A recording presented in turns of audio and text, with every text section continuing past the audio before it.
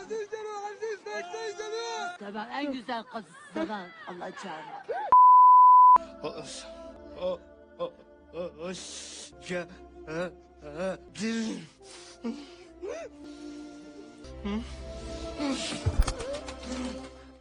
Ini adalah kisah hidup dari seorang anak kecil yang bernama Aziz.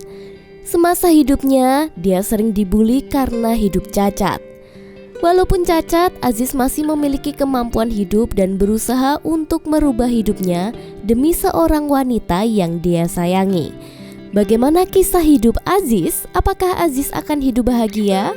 Mari kita melebur ke ceritanya.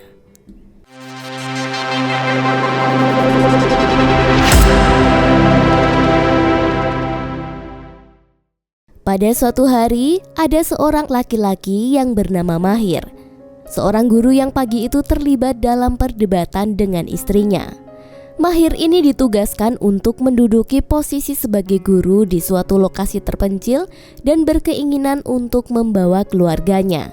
Akan tetapi, istrinya menolak dengan alasan tempat tugas Mahir berada di desa terpencil di pegunungan. Istri Mahir bahkan menyarankan agar dia meninggalkan pekerjaannya daripada terpaksa pindah ke sana. Meski demikian, Mahir yang seorang guru dan sangat berdedikasi dengan pekerjaannya, dia tetap bertekad untuk melaksanakan tugas yang diberikan oleh negara, meskipun itu tanpa dukungan istrinya.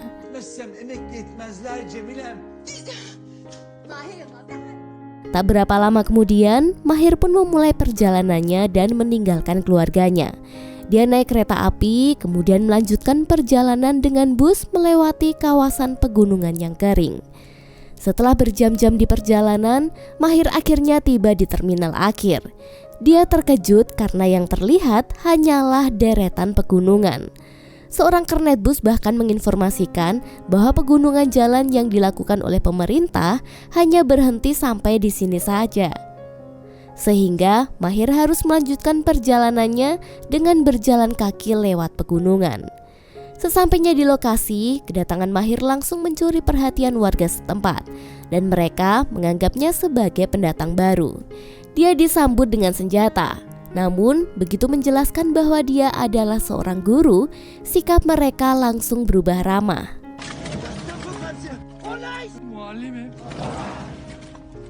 Di sini, Mahir ditemui oleh pemimpin desa yang bernama Pak Davud.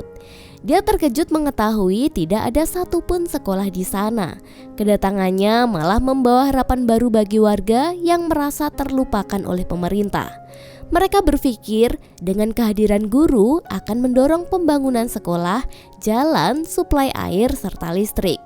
Saat berkeliling desa, perhatian Mahir tertuju pada pria yang sering diikuti oleh para anak.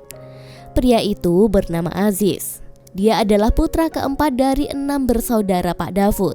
Setibanya di rumah, mereka membahas tentang lokasi pembangunan sekolah mendatang. Mahir berencana mengunjungi kota untuk berdiskusi dengan kepala dinas pendidikan. Di sini Pak Davud merasa pesimis, mengingat butuh waktu lama untuk mendatangkan seorang guru, apalagi membangun sekolahan. Di sini Mahir menolak untuk mengajar di kandang ternak, karena dia berpendapat anak-anak layak untuk mendapatkan lingkungan belajar yang lebih baik. Dia yakin pemerintah akan mengambil langkah untuk pembangunan sekolah. Keesokan paginya, seorang anak yang akan menjadi murid Mahir memberinya tulang talus sebagai tanda penghargaan dan penerimaan Mahir di desa itu. Pak Davud pun tiba-tiba maju ke depan para warganya dan meminta para pria yang berencana menikah tahun itu untuk maju ke depan. Nah, 2 pria Pak Davud maju untuk menemui ayahnya. Di sini Pak Davud berkata, siapa yang lebih tua di antara mereka? Karena Aziz adalah anak Pak Davud paling tua, dia pun segera maju ke depan. Aziz memang spesial sejak kecil. Dia memiliki kesulitan dalam berbicara dan dengan tangan dan kaki yang kaku membuatnya sulit berjalan. Pak Davud menyapa Aziz dengan penuh kehangatan. Namun, dia kemudian berkata kepada Hazar istrinya untuk mencari gadis bagi adiknya Aziz yang bernama Celal. Mendengar hal itu membuat Aziz merasa sedih. Dan sebelum Hazar beranjak pergi, seorang gadis yang bernama Celal berlari ke arah ibunya untuk memberitahukan ciri-ciri calon yang dia mau. Di sini Celal ingin ibunya memperhatikan calon istrinya khusus di bagian gigi. El ayağı düzgün, saçları sırma, beli ince. Di desa mereka, tradisi proses ta'aruf dilakukan oleh para ibu bersama menantu perempuannya untuk mencari jodoh bagi anak-anaknya. Proses pencarian pun dimulai. Seorang calon menantu membawa air minum untuk calon ibu mertua dan juga selanjutnya. Hazar beserta para menantunya juga melakukan tes. Dalam tes itu, Hazar bertanya tentang surah Al-Baqarah dan gadis yang bernama Soleha ini tidak hanya mampu menjawab, tetapi juga melafalkannya dengan baik.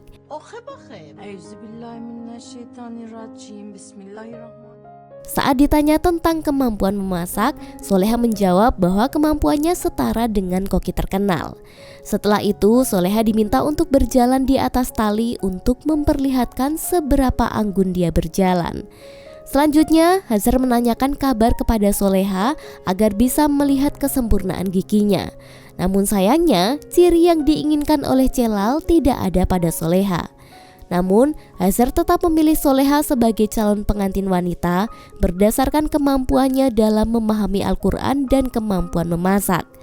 Ketika giliran calon pengantin pria yang ditanya, mereka pun langsung membanggakan sosok Celal. Pernikahan pun dilangsungkan dan mereka mendapat dukungan dari keluarga. Sebelum bertemu dengan istrinya, Celal disemangati oleh saudara-saudaranya bahwa istrinya adalah pilihan terbaik ibunya untuk Celal. Ketika akhirnya bertemu dengan istrinya dan berkenalan, dia memuji kecantikan istrinya kecuali giginya itu.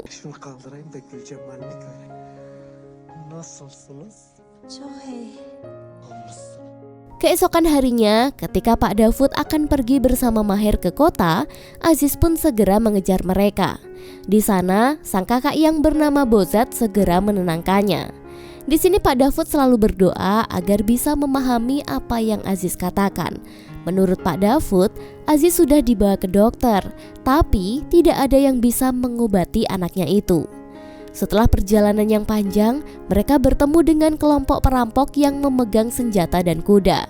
Namun setelah melakukan pembicaraan, ternyata mereka bukanlah perampok seperti yang dikabarkan. Mereka ini dikenal sebagai singa-singa gunung dan tidak pernah mencuri dari orang lain. Ketika mereka akhirnya sampai di dinas pendidikan, situasi negara sedang kacau karena sedang diperintah oleh militer dan kepala dinas tidak bisa berbuat banyak. Dia cuma menyarankan pada Mahir agar dia bisa pulang ke kotanya karena tidak ada gedung sekolah yang bisa dijadikan alasan untuk mengajar. Bu arada Muallim Bey, mektebin olmayışını mazeret gösterip isabetli bir karar olacaktır. Sepulang dari sana, Pak Dafud merasa sedih karena anak-anak di desa mereka bisa kehilangan harapan besar untuk mendapatkan pendidikan. Namun, situasi yang terjadi di luar kehendak mereka. Nasıl diyeceğiz Muallim gitti? Siz ne yapacaksınız? Yarın seni yolcu etmeye geliriz Muallim. Saat kembali ke penginapan, Mahir memikirkan kembali perkataan Pak Dafud tentang nasib anak-anak di desa. Bagaimana mereka bisa maju jika mereka tidak menempuh pendidikan yang layak? Apalagi sudah puluhan tahun masyarakat di sana tidak pernah merasakan bangku sekolah. Besok paginya, Mahir membuat rencana. Pertama-tama, dia menemui Pak Dafud dan rekannya untuk mengatakan bahwa dia akan berusaha untuk tetap tinggal. Selanjutnya, dia akan menelpon istrinya bahwa dia menghadapi masalah besar. Dia berkata bahwa dia disandra oleh para bandit dan meminta istrinya mengirimkan sejumlah uang. Bahkan dia melarang istrinya untuk memberitahukannya kepada polisi. Garanti Bankası'na 2000 lira yolla. Kızlarımın babasız büyümesini. Setelah menjalankan misinya itu, dia kembali kepada Pak Dafud dan mengabarkan bahwa mereka akan membangun sekolah karena dia sudah punya uang untuk membeli semen dan juga besi. Waktu pun berlalu dan mereka langsung memulai pembangunan gedung sekolah. Pada saat yang bersamaan, datanglah para singa gunung untuk membantu membangun gedung sekolah supaya lebih cepat.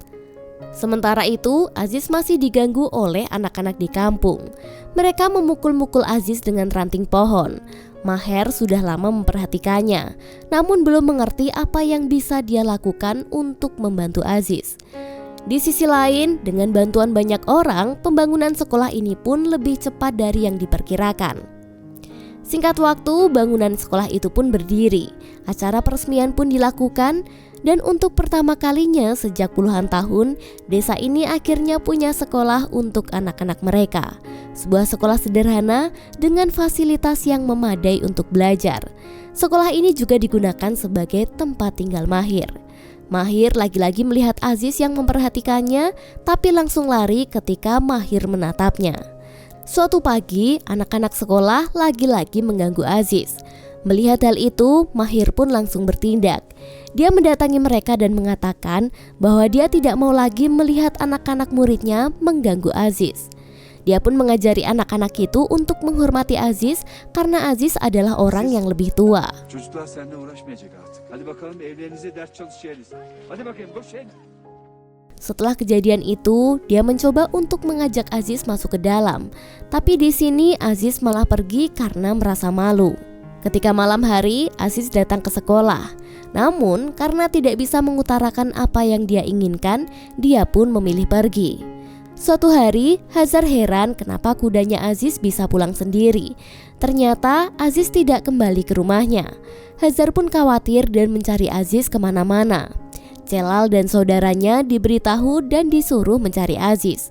Mereka mencari Aziz di mana-mana sehingga akhirnya Aziz ditemukan berada di sekolah dan belajar serta mengikuti pelajaran.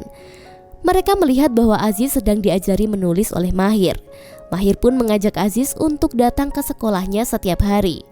Setiap kali Mahir melihat Aziz belajar dengan tekun, Pak Davud terharu dan juga bersyukur.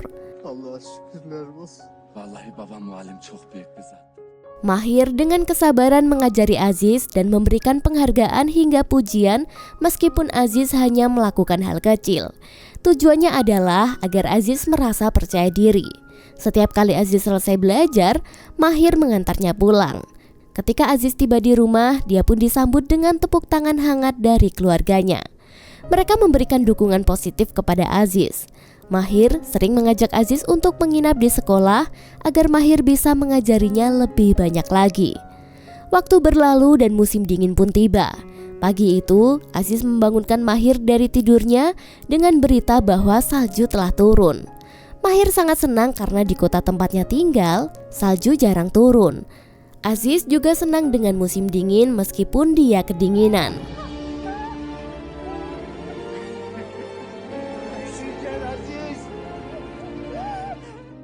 Tiba-tiba datanglah Gafur, seorang cucu dari Pak Davud. Anaknya bernama Kamilo adalah anggota Singa Gunung yang hanya pulang ke desa saat musim dingin. Kamilo ini adalah anak tertua di keluarga Pak Davud. Kamilo terpaksa membunuh seseorang di depan umum untuk melindungi Pak Davud. Akibatnya, dia harus pergi dan meninggalkan anak istrinya untuk bersembunyi di gunung. Pak Davud membawanya untuk melihat Gafur yang sudah sekolah. Ketika Mahir mendekati mereka, Pak Davud langsung berterima kasih karena Mahir telah mengubah Aziz menjadi lebih baik.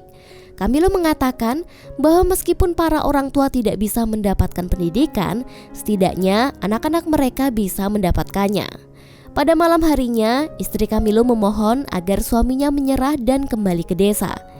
Dia berkata bahwa dia tidak bisa hidup seperti ini dan tidak tega membiarkan Gafur tumbuh tanpa seorang ayah. Kurban olayım Cemilo. Bizi düşünmüyorsan ananı, babanı, kardeşlerini düşün. Teslim ol. Namun Kamilo mengatakan bahwa dia hanya berjuang melawan ketidakadilan. Masalahnya, Kamilo sudah pergi selama 10 tahun ke gunung dan menurut istrinya itu sudah cukup.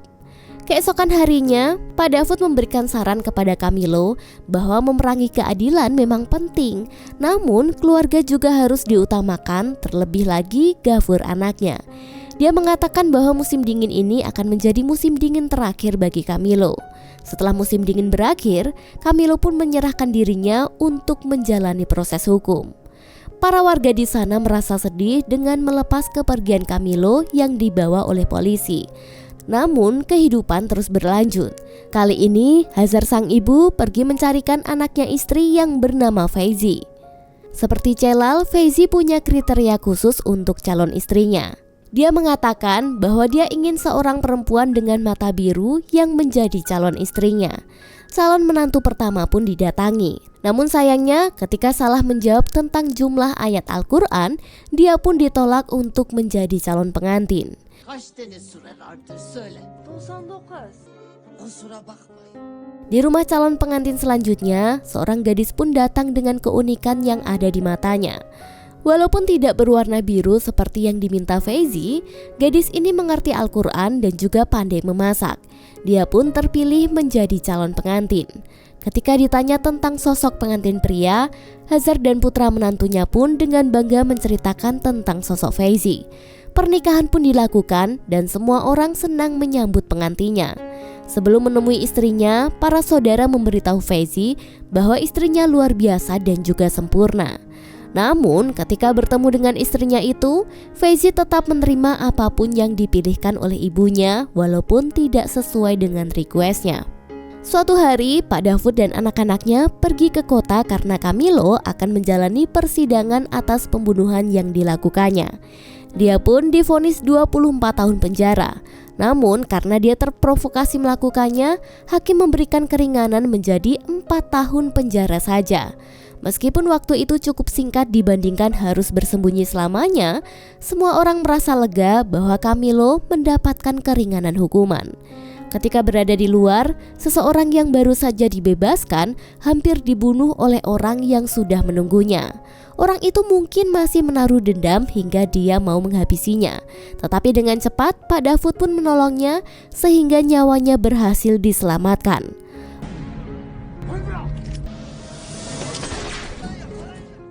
Orang itu pun langsung menghampiri Pak Dafud dan berterima kasih karena merasa berhutang nyawa. Dia pun menyuruh Pak Dafud untuk meminta sesuatu, namun langsung ditolak. Meskipun begitu, orang itu bertemu kembali untuk bertanya apakah Pak Dafud punya seorang anak yang belum menikah, karena bapak itu yang bernama Isa berniat memberikan anak perempuannya untuk dinikahi. Pak Dafud langsung berkata bahwa anaknya cacat. Dia memperingatkan Pak Isa sebelum membuat keputusan. Pak Isa lalu menyuruh Pak Dafud untuk mengirim keluarganya demi persiapan, dan putrinya kini menjadi milik Pak Dafud.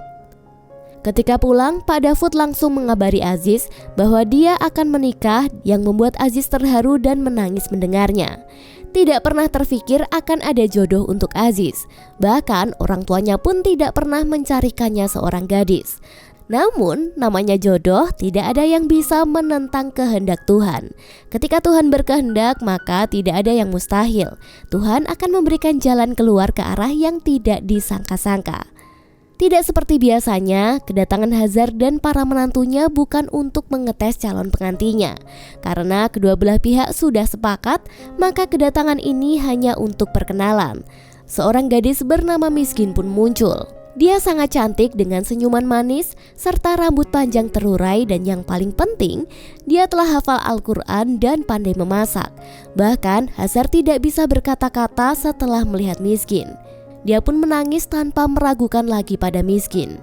Mereka tidak bisa membusungkan badan ketika pihak perempuan bertanya tentang sosok Aziz. Mereka juga tidak bisa membanggakan selain berkata bahwa anaknya memang punya kelainan. Hazer abla, damadımız nasıl? Oğlum sekattir. Hari pernikahan pun tiba, Miskin diantar oleh rombongan Pak Iza. Ketika melihat sosok Aziz yang berdiri didampingi oleh Pak Dafud, tidak ada penyesalan dari mereka. Semuanya memang sudah menjadi kehendak Tuhan. Miskin pun dihibur oleh para menantu yang lain dan juga Hazar. Hazar mengingatkan bahwa ini semua adalah takdir Tuhan, dan Tuhan menciptakan Aziz seperti itu telah menjadi ketentuannya. Jadi Hazar meminta Miskin untuk tetap menjalankan tugasnya sebagai istri dan memperlakukan Aziz sebaik-baiknya suami. Sementara itu, Aziz pun diantar oleh saudara-saudaranya kepada Miskin. Dengan terbata-bata, dia mengucapkan selamat datang kepada istrinya.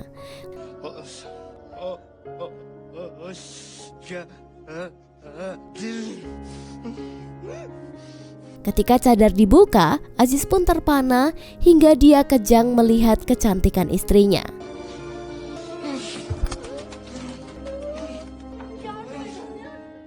Setelah mulai menjalankan tugasnya sebagai istri, Miskin sangat perhatian terhadap Aziz dan merawatnya dengan sangat baik. Setelah bulan madu selesai, Aziz pun kembali ke sekolah di hadapan mertua dan menantu yang lain.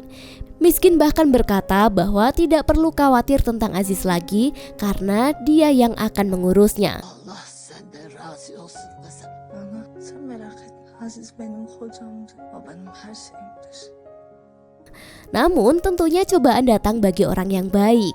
Miskin mulai mendengarkan gosip dan omongan dari para tetangga. Dia dikasihani karena dinikahkan dengan pria cacat oleh para ibu-ibu yang tidak berpikir panjang. Beberapa bahkan mengancam bunuh diri jika mereka berada dalam posisi yang sama dengan Miskin. Hal ini pun membuatnya sedih. Aziz juga mengalami hal serupa. Dia sering dibully oleh para pria yang iri. Mengapa orang seperti Aziz bisa mendapatkan seorang wanita secantik Miskin? Dalam hatinya, Aziz merasa tidak pernah meminta untuk dilahirkan seperti ini. Tetapi dia menyadari bahwa semua ini adalah kehendak Tuhan. Suatu malam, ketika mereka berada di kamar, Aziz mencoba untuk menghibur istrinya sebisa yang dia bisa. Meskipun Aziz tidak bisa bicara banyak, dia berusaha memberikan dukungan pada Miskin. Dari kejauhan, Aziz melihat Miskin dibully oleh ibu-ibu yang lain. Miskin pun berteriak pada Aziz bahwa dia sudah tidak tahan lagi. Dia lalu berlari pulang ke rumah dan menyampaikan kesedihannya kepada mertua. Sementara itu, Aziz yang merasa sedih dan kesal memutuskan untuk pergi dengan kudanya. Dia pergi ke tepi tebing dengan niat untuk bunuh diri.